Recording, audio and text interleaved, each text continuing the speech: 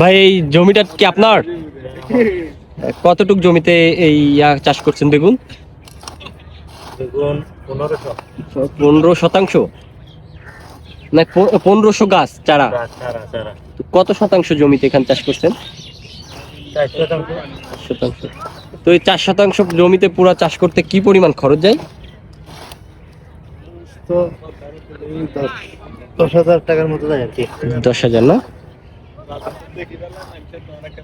তো দেখতে পাচ্ছেন এগুলা কতদিন পরে আসলে এই ধরবে, বেগুনটা ধরবে? 2 মাস পরে। 2 মাস পরে। তো দেখতে পাচ্ছেন আসলে এখানে বেগুন চাষ করছে ইনি।